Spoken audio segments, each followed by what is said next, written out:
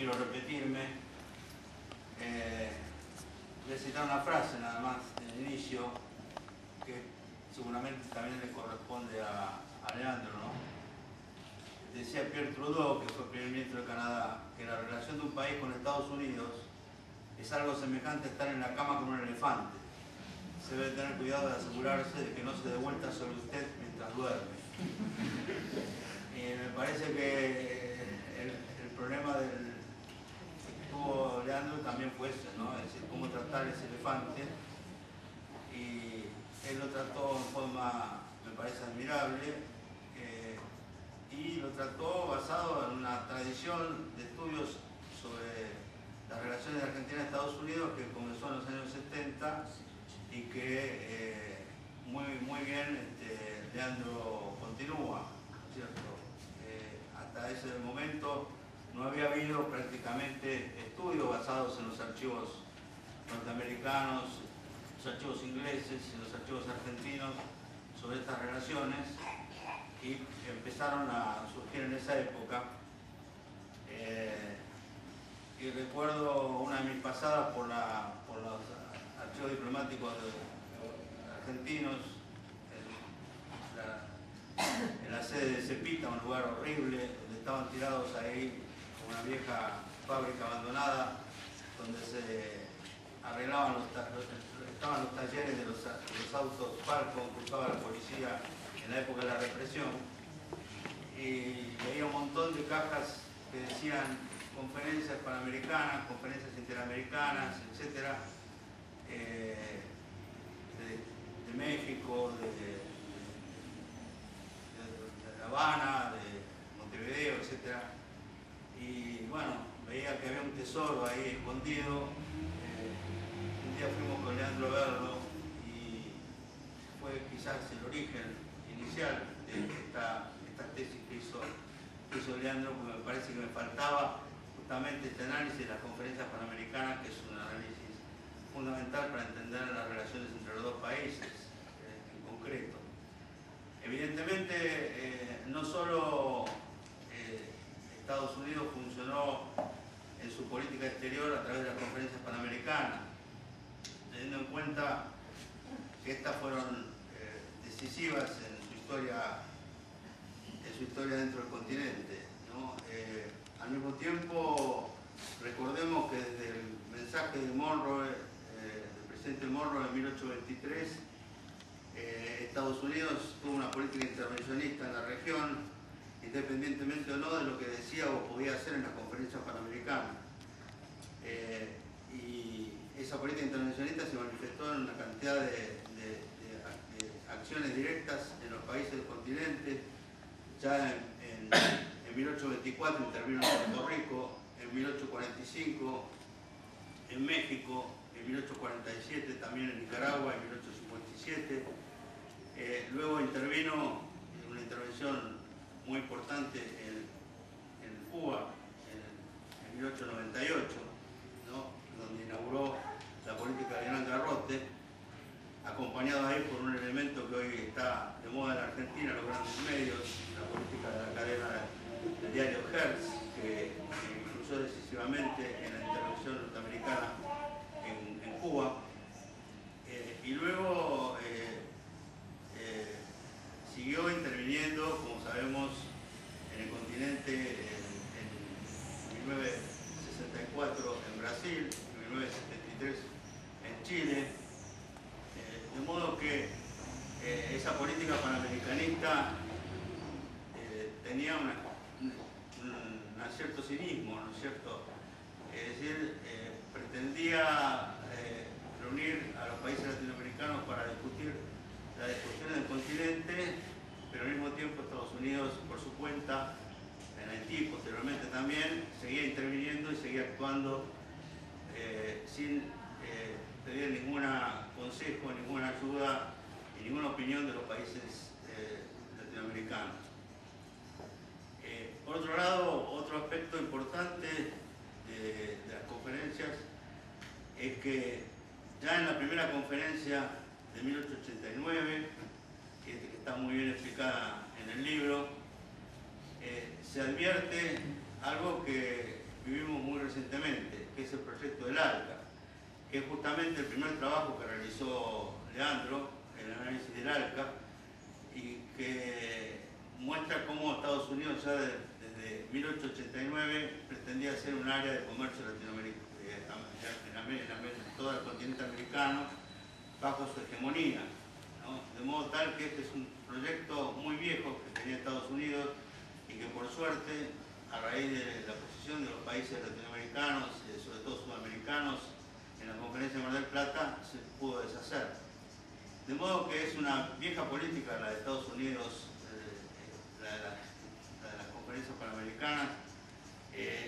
por un lado, y por otro lado es una vieja historia la de las relaciones de Argentina con Estados Unidos en la conferencia panamericana.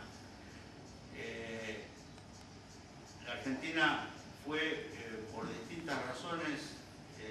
que no mencionó Claudio, pero que en el libro están muy bien mencionadas,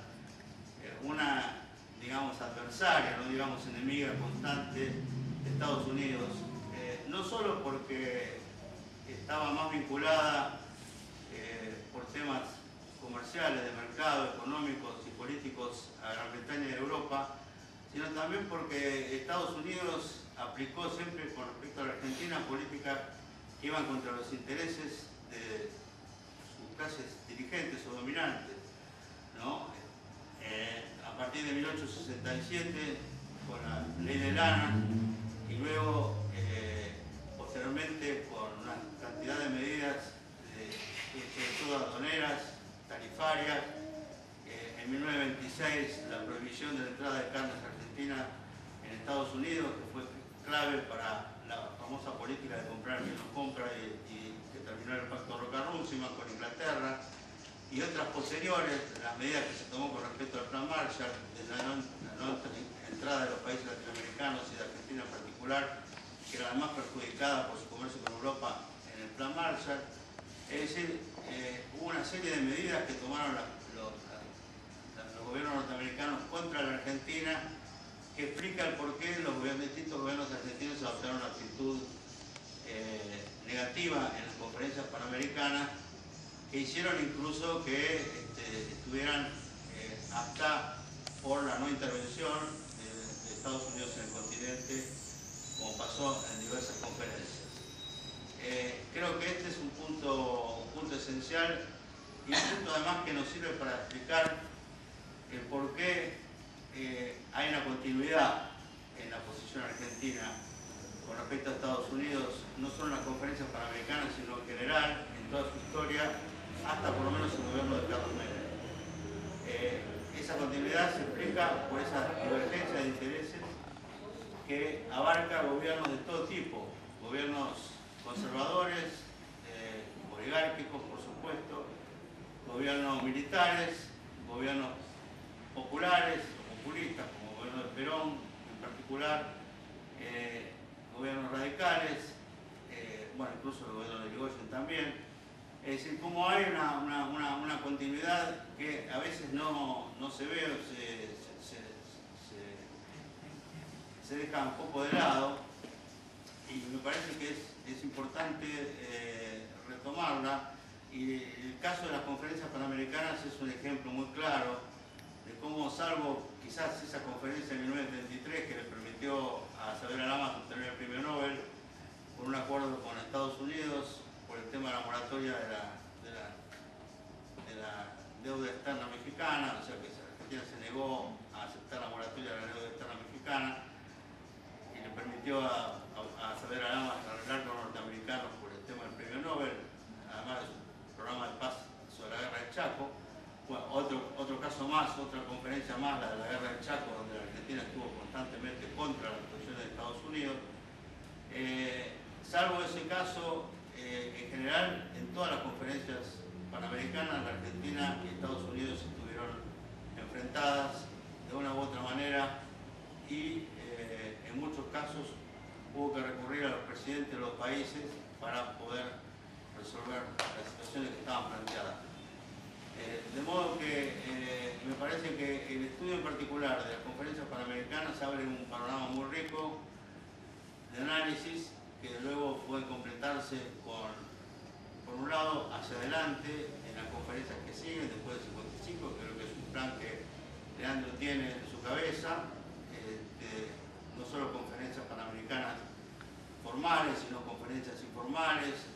reuniones de cancilleres y otras,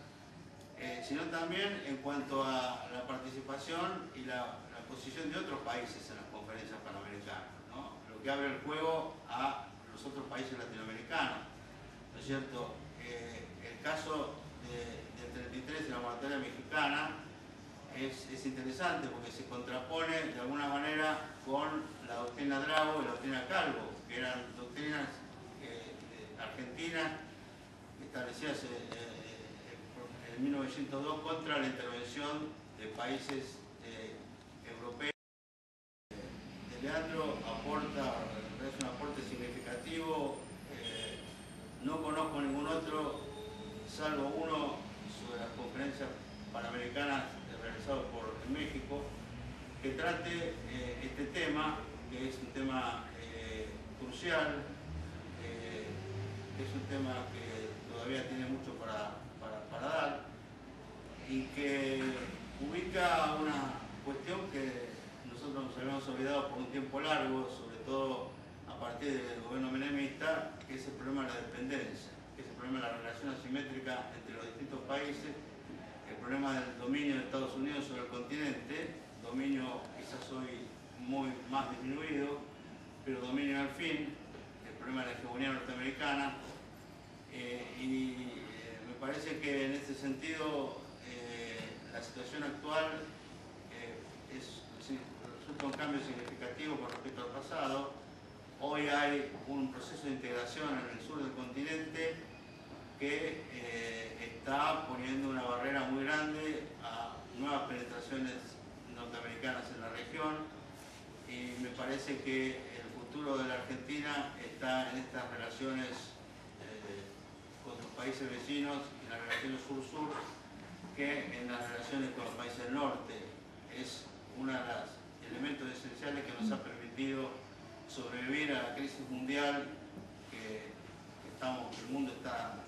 atravesando, justamente porque se ha demostrado una vez por todas que no era necesario establecer una relación privilegiada, la relación de mejor alumno, como se estableció en la época de Menem, una relación carnal, como se había dicho en aquella época, con Estados Unidos o con los países del norte, que la Argentina podría sobrevivir a todo eso de una manera distinta, como lo está haciendo, y creo que este es uno de los objetivos del